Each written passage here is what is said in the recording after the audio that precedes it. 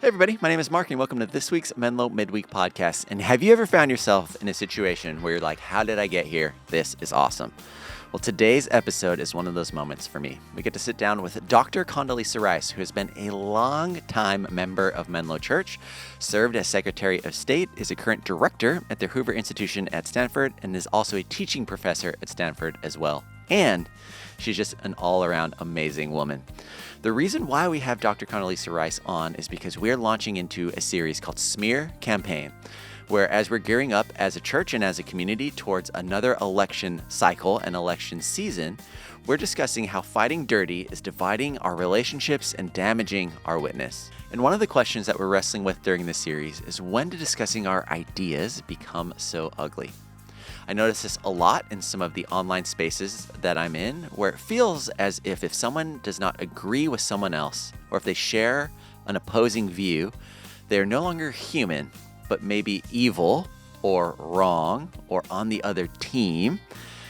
And as we look back on Jesus' life, we see that oftentimes he would hang out and he would be in community with people that were very opposed to what he was doing. Yet he taught and modeled to see everyone with a lens of kindness and compassion. And so as we're going throughout this series, we'd always love to extend an opportunity for you to send in your questions for us to answer on the Menlo Midweek podcast to 650-600-0402. So we hope to hear from you soon. And now let's go ahead and jump into today's conversation with Dr. Condoleezza Rice. Well, welcome everybody to the Menlo Midweek podcast. My name is Mark. My name is Phil. And we have Dr. Condoleezza Rice with us today. Amazing. That's our studio audience. You're going crazy. Until Dr. Rice starts talking, people are not going to believe us. I know. They should believe you. I'm sitting right here with you. That's so funny. And Dr. Rice has told me to call her Condi. I'm going to see if I'm brave enough to do that at any point. You can work up to it. Yeah. Anton, by the way, who is on our staff and kind of makes the legacy service at Menlo Park is his baby. Mm-hmm. He does call you Condi, but he's like, I only call her Condi when she's not around. Like, I couldn't do that when she was there. So anyway, just take that information, do what you will with it. My view is that Secretary Rice was a long time ago, and Dr. Rice was my father. Okay. So, Yeah, that's good. Okay. That's helpful. That's great. Good. Awesome. Well, I'm curious, how did you find yourself at Menlo? When was that? Paint a picture of maybe your first day, if you remember, coming onto our campus. I remember it very well. Okay. So I moved out to California in 1981 to join the Stanford faculty. I was on a one-year fellowship and then joined the Stanford faculty. Sure. And I had kind of fallen off from going to church because I was always on some time zone. But I'm a minister's daughter, Presbyterian minister's daughter. And so I was actually in the Lucky's supermarket one Sunday morning. Okay. And this man came up to me, a black man came up to me, and never forget, it was the spice aisles of the Lucky's supermarket. And he said, do you play the piano? And I said, yes, I play the piano. And he said, our little church right down here, which is the oldest black church in Palo Alto, it's called Jerusalem Baptist, needs somebody to play the piano. Would you come and play for us? Okay. So I thought, okay, and so I started playing, but then the whole time I'm thinking the long arm of the Lord reaching into the Lucky supermarket to find me again. Amazing. And so after about 6 months, I thought, well, I really love the Presbyterian tradition, and I started looking around at churches, and I came to Menlo on an Easter Sunday for the first time, and it was a really quite dramatic thing that happened. The first service was overflow, so I went into the fellowship hall to wait for the second service, and a man had a heart attack. And this young couple and I helped and got help for him and so forth, but he passed, and I remember Walt Gerber, who I was hearing speak for the first time, talk about the extraordinary circumstance of this happening on an Easter Sunday and the resurrection. And somehow it almost felt as if I was just being told that I'd found the right place. And not too long after that, I started going to the membership classes, and I think I joined in 83. Wow. Amazing. And you've been here ever since? I've been here ever since. Well, I actually had a couple detours. I was in Washington, D.C., and when I was in Washington, I did a transfer of by transfer of letter to National Presbyterian. Okay. And so I was a member there for the time that I was in government, and then came back here. Amazing. Wow. That is so like the how you said that the Lord reached you where you were and you're bold enough to take a step, even if it's 6 months Right. away from that. That's still really amazing. And the perseverance to stay here for 40 years, just Yeah. about, and stay dedicated to the church. That's right. That's well, amazing. It's a wonderful church, and I think it's always had the best Mm-hmm. traditions for me of the Presbyterian Church, and that means that we use our hearts, but we also use our minds. Of course. And yet it's been updated for this generation. I have a lot of students who come to Menlo. Oh, sure. I love traditional music. They love the bands. You're reaching everybody, so it's great. It's a good mix Yeah, of both. good That's mix, great. right. So you've seen your fair share of sermon series and stuff. And so Phil wanted to just have a nice, easy sermon series, not controversial at all. So he decided to land on politics. Right. Especially coming out of the series a couple series ago, which was about gender and Right, sex and human right. identity. So thanks, Phil. No big deal. No big deal. My philosophy is we can either join the conversations of culture or surrender our voice in them. And I think the church has been surrendering its voice in them a little too long. And I think that a little bit this conversation around this series, I think when the church is silent, people just assume that we have one of the two polarized postures. Right. And I think when you're Menlo and like our heart is so much like nuance and kindness and how do we carry the compassion and the clarity and conviction of Jesus at the same time, if we don't model that for people, how like they're just all they have is to be shaped into culture. So Yeah. Well, I love how you said that we're trying to lead in this conversation. And that's something I'd love to ask you about is in the seats that you've sat in, whether that's in government or even academically, how do you describe how people are talking to today? What is discourse like? And maybe what intersection does the church play in leading how we should be talking with each other? Well, discourse is not something right now that we should be proud of, the nature of it, because it's still, I think, too much. We're each in our own corners, and therefore, if you're in your own corner and you're only listening to people who think like you do, pretty soon you start to think everybody who's thinking differently must be stupid or venal. And I see too much of judgment rather than a willingness to talk things through. On college campuses, I hear things like, well, that was harmful language to me, or I hear, I'm offended. I say to my students all the time, you actually don't have a constitutional right not to be offended. So if you're offended, why don't you turn to the person next to you? Why don't you say, that was offensive?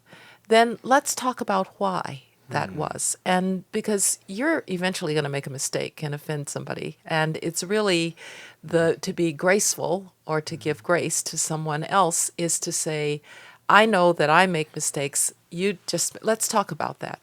Yeah. So we don't have enough willingness to talk across differences. We don't have enough willingness to give the other person the benefit of the doubt.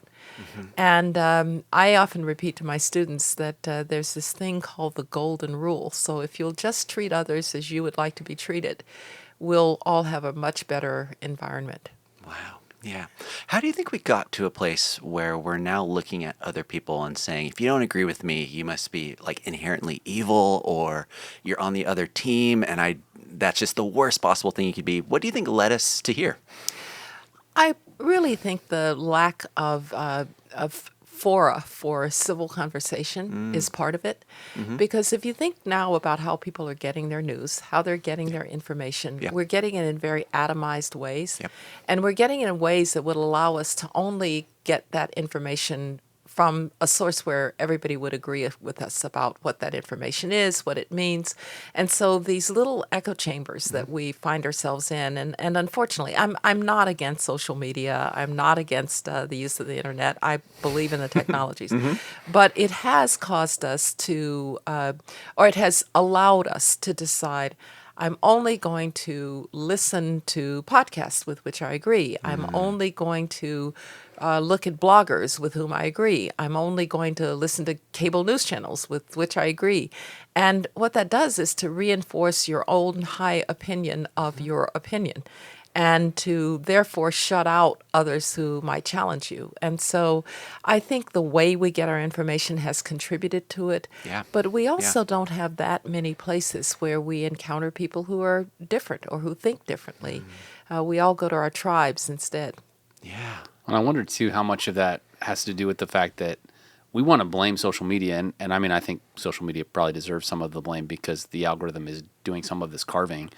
But I would argue some of what you've described, those platforms have become incentivized to be very monolithic because that's where funding sources come from. The people that are tuning in are tuning in for a confirmation bias. And so I feel like even 5-10 years ago, I could have said, I mean, I've done series like this before. I could have said, hey, you should go listen to this news source. You should go watch this channel. You should read this paper. And even some of those that just a handful of years ago, I would have said, they're trying to communicate a wider ideological spectrum and let you make the decision. And I feel like even some of those ones that used to be more neutral or used to try to show you multiple perspectives, even those ones have sort of run off the ideological cliff in some cases. I completely agree. What used to be news analysis has now become commentary or opinion. Totally. And if you look at certain newspapers, every headline's actually an editorial. And so even the headline is leading you to think a particular way about what's about to be written. And journalists will, some of them admit that it's you're not going to get published. The story's not going to get noticed unless there's controversy. And by controversy, we don't mean competing ideas. We mean the most extreme idea is going to get presented. So just about everything that we're doing is exacerbating human beings' natural tendency to want to only listen to their own. See, I don't blame social media or journalists for this circumstance, but it exacerbates a very bad characteristic that human beings can have, which is to only want to talk to people who are like them. Right. And so forcing ourselves to get out of our comfort zone, forcing ourselves to talk to people who are different. We don't even very much talk across classes anymore. Now, class is something I never used to use in relationship to America because you weren't trapped in the circumstances of your birth. Increasingly, as we go to some of us go to the same schools and don't go to schools with people whose income is less.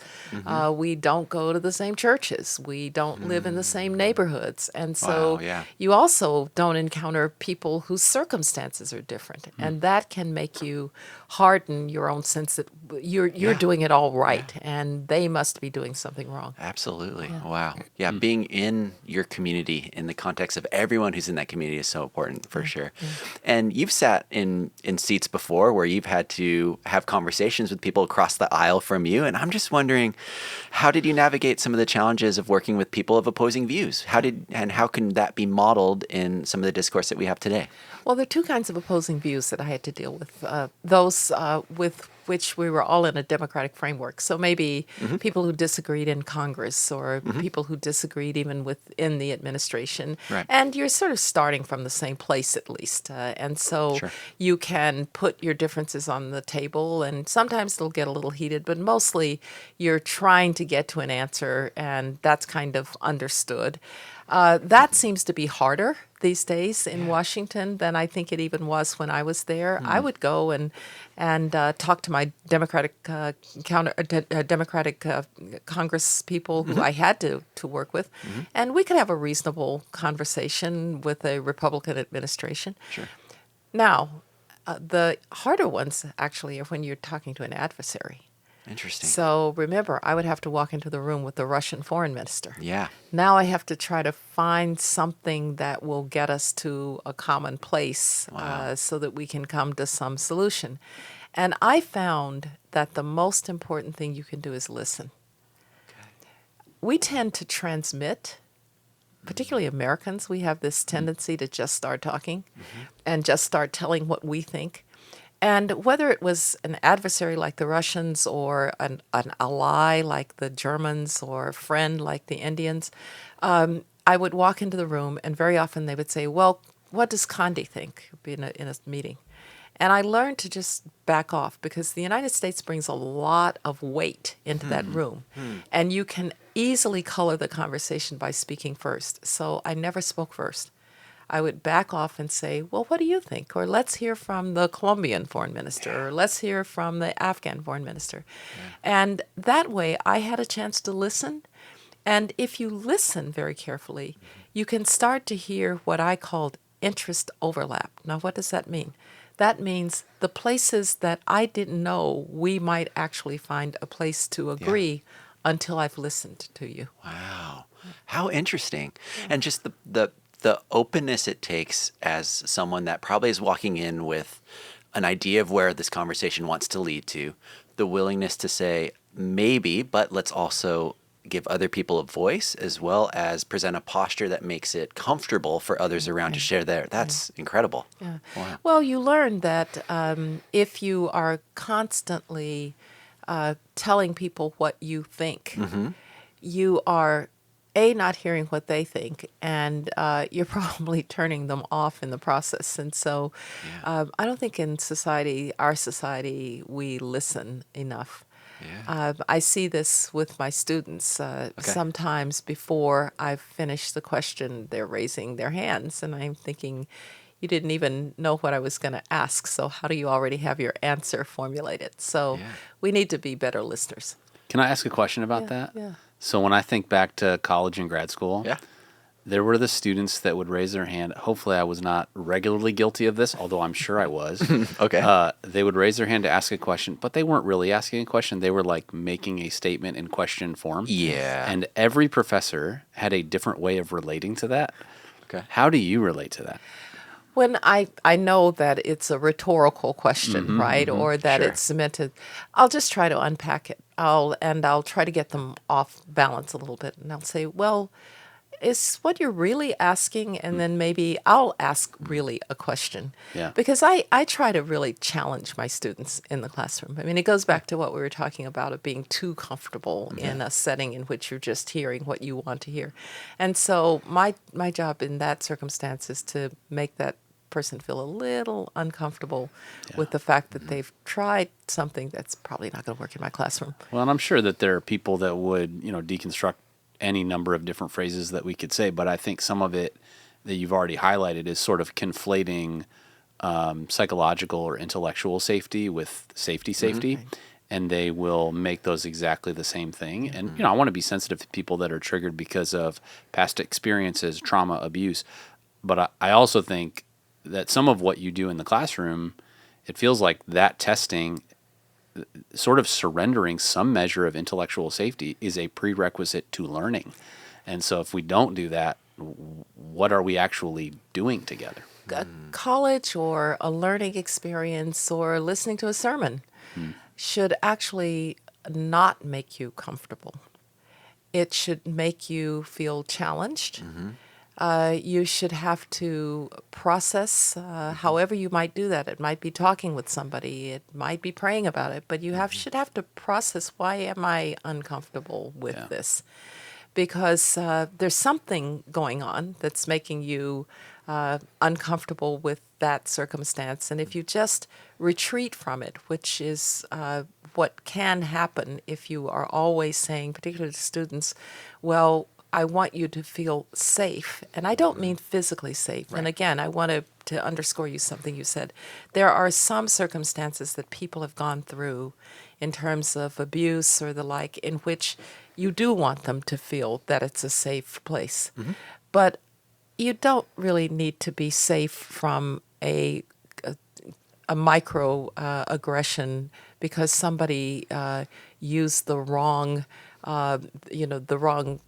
pronoun or the wrong that we don't need to make you safe from. And there's a little too much of that on college campuses. A little too much of, I want the students to feel safe and happy. No.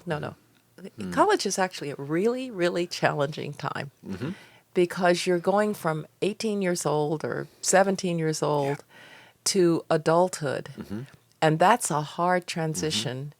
But I say to my students, it's only going to get harder when you leave this place. So let's prepare you some for the fact that it's going to get harder. It's so challenging and so formative. And I feel like Phil just asked that question to justify some responses he's going to give to our feedback forms that we get and emails that Phil gets. So that was really what he was asking you that. But I do think some of what you said, early on about like what are overlapping interests when you're listening to someone. I think the flip side of that, how do I put myself in a posture as a listener and a learner, even with someone with whom I disagree? I think that's incredible.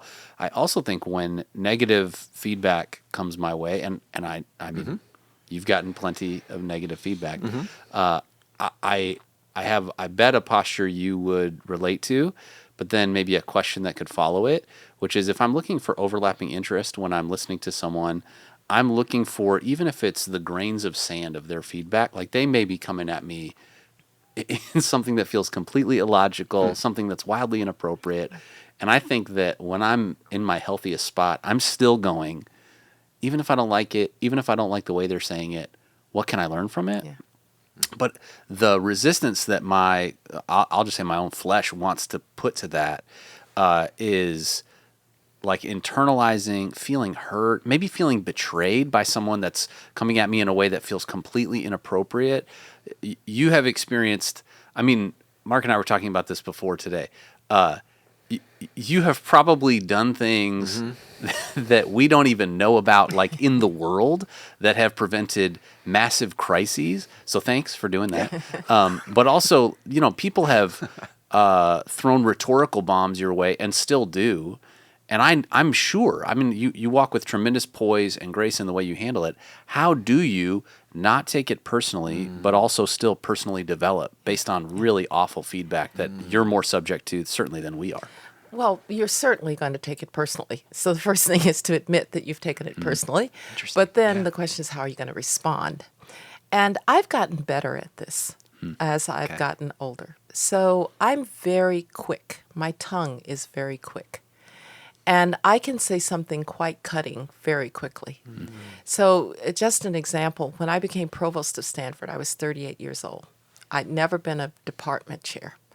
And there were a lot of people who thought that they should have been provost, and I knew this. And so I felt this need to show my authority. And so I was in a budget meeting, and the Associate Dean of Medicine came in. He did his budget presentation. And I said, I didn't understand that. And he said, well, you just don't understand medical center budgeting. And I said, I speak 3 languages. This isn't in any of them. Would you like to start over? Now, a senior professor, a friend of mine, said to me, that was really effective. He said, but it actually wasn't very smart because you just embarrassed him in front of everybody. And pretty soon you're going to be isolated. Nobody will ever feel that they can speak up and he deserved it, no doubt. But I thought to myself, I would never have done that in a class. When I teach in a class after a 3-hour seminar, I have a massive headache. And it's because I've been like a conductor the whole time. Joey says something that is completely offline, kind of ridiculous, not very smart. But if you say, Joey, that was really stupid, you shut down the whole class. So you have to find some way to make Joey's comment matter for what we're talking about. And so I've become better at disciplining my own tongue, counting to 10, and then responding in what I hope is a fruitful or beneficial way rather than just a kind of knee-jerk, I'm going to show you how dumb that comment was. And I think it's not that I don't take it personally, but it's that I try to have a slower burn about how I'm going to respond. Do you like write those witty retorts in a notes app on your phone or anything?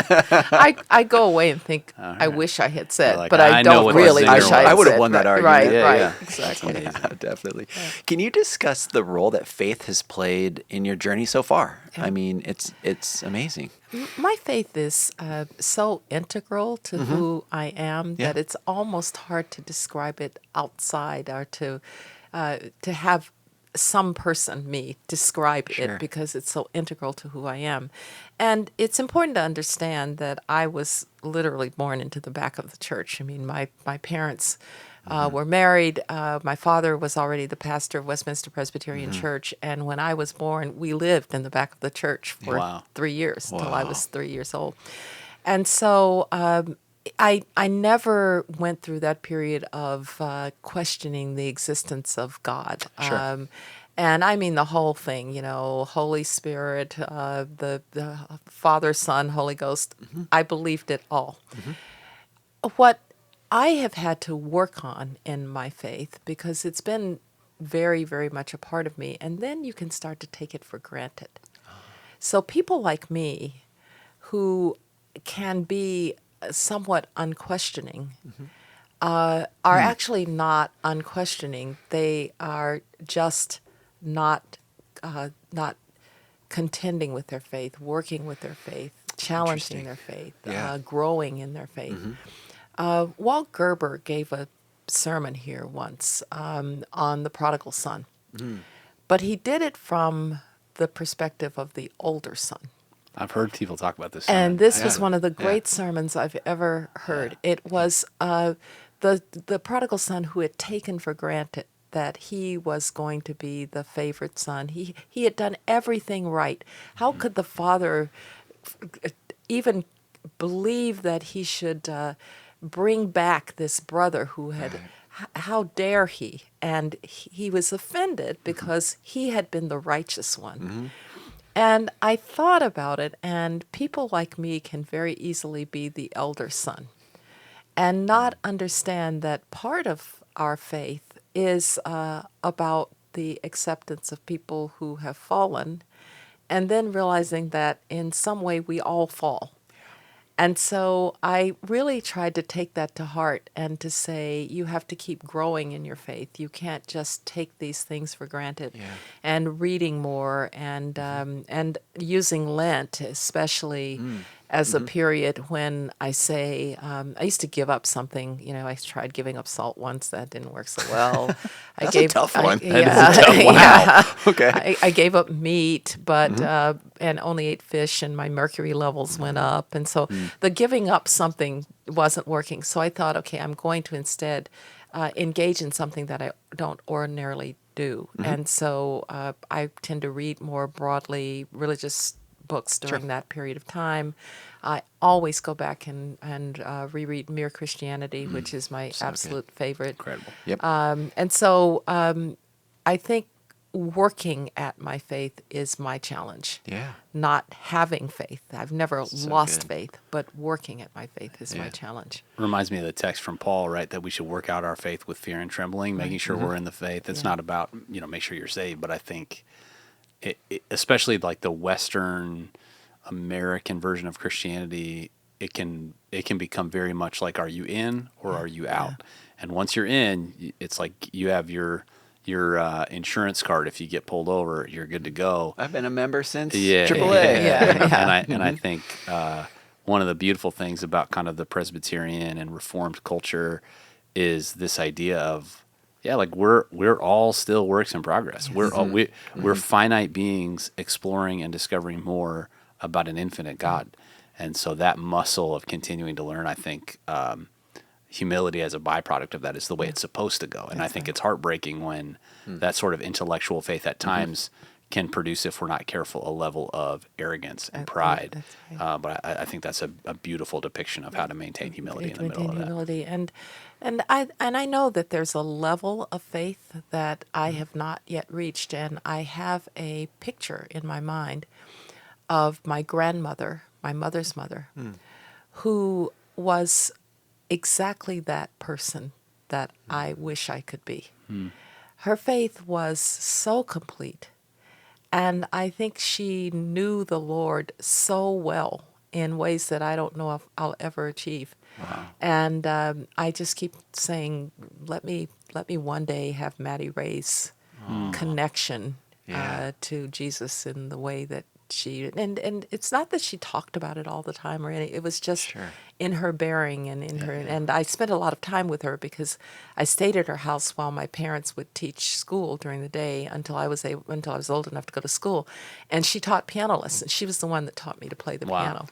Wow. What a cool amazing. story. Yeah. That's amazing. Well, as we're wrapping up here, Is there anything else that you'd like to share? I mean, you've shared so many practical things and wisdom already on how we can continue to try to live out and model as a church, how to be civil in discourse, how to engage people that may not agree with us. Is there anything else or any key takeaways that you'd like someone to take away from the podcast? Well, I'd like to think of our journey in kind of concentric circles. There's the journey to deepen your own faith. Then there is the ability to be a part of a community of faith. One of the things that I think got us all through 9/11 and its aftermath was it was really a team that was very faithful and God-loving and God-fearing. And so finding that community is very important. Yeah. And then taking it beyond that community out to a world that is desperate for this story. Desperate for this. You look at people and you look at everything from suicide rates to divorce rates to unhappiness and you think this world needs this message and needs our Lord. And we don't like the word very often as Presbyterians of evangelizing. Sure. Because that sounds like something, I don't know, that those people used to do, and it wasn't very sophisticated, and it's not a good idea. But I think there are ways to model your faith. I remember hearing once that, it was the Christians who thought about hospitals and thought about orphanages and thought about because if you were a child of God, then you shouldn't be in circumstances like those that were so common in the ancient world. So first you model your behavior, but then it's not a bad thing to share the story. And today I was in a class and one of my students actually asked about my faith. Really? Wow. In a class of probably 30 students. Wow. And so I talked about it. And I think that not being afraid to do that in this very secular world is an important part of what we're here to do. That's amazing. Yeah. Okay. Cool. Incredible. Phil, anything else? I mean, thank you so much. This is such a fun treat for us. This could never go outside of this table, and I'd be like, well, this was the best part of my week. So really just tremendous respect for you and the work you've done, the work you continue to do, the way you invest in the next generation, and to be a part of our community is really humbling for us. Yes. Really appreciate that. And who knows, maybe one day you'll be willing to come back, have another one of these conversations. I'd love to do Love it. that. Thank Awesome. you. Thank Really you. appreciate it. Well, if you need any prayer or encouragement this week, anyone, or just want to say thank you to Dr. Condoleezza Rice, we'd love to hear from you. You can text our team at 650-600-0402. Have a wonderful week, and we'll see everybody soon. Bye.